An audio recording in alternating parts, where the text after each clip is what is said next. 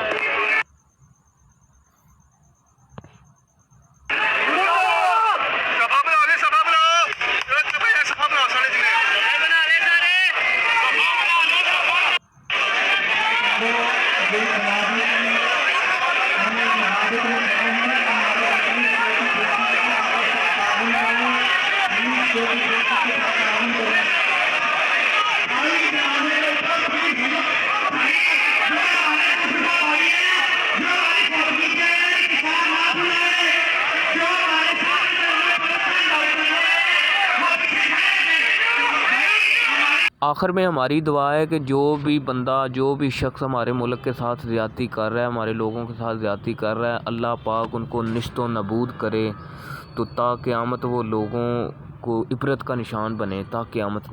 तो मिलते हैं नेक्स्ट वीडियो के साथ जल्दी से। आपको वीडियो अच्छी लगे तो आपने कमेंट लाजमी करना, लाइक करना और चैनल को सब्सक्राइब करना मत भूलिएगा, क्योंकि नेक्स्ट भी ऐसी वीडियो मेरी आपको बर वक्त मिलती रहे। अल्लाह हाफिज़।